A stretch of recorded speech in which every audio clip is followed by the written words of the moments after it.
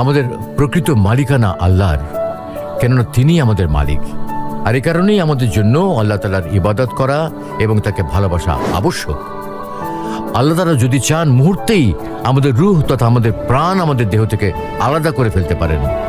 আল্লাহ তাআলা পবিত্র কোরআনে বলেছেন কুন ফায়াকুন, অর্থাৎ আল্লাহ তাআলা বলেন হয়ে যাও আর তা হয়ে যায়। অর্থাৎ আল্লাহ তাআলার জন্য এটা কোনো বিষয়ই না, বরং তিনি সকল কিছুতেই সক্ষম।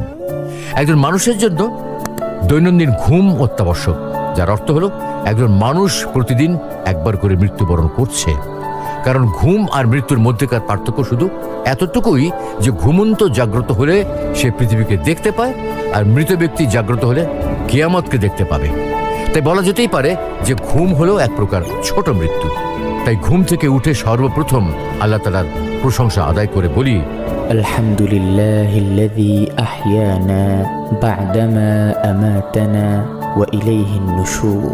অর্থাৎ প্রশংসা আল্লাহর জন্য, যিনি নিদ্রারূপ মৃত্যুর পর আমাদেরকে জীবিত করলেন আর তারই নিকট সকলের পুনরুত্থান। আমাদের এই বেঁচে থাকা, এই কথা বলার সুযোগ পাওয়া, এসব তো তারই অসীম কৃপার বদৌলতের ফসল মাত্র। আলহামদুলিল্লাহ।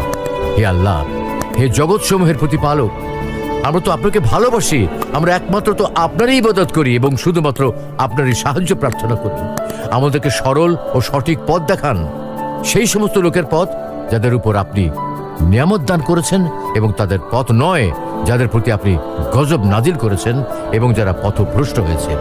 হে আল্লাহ, হে জগৎসমূহের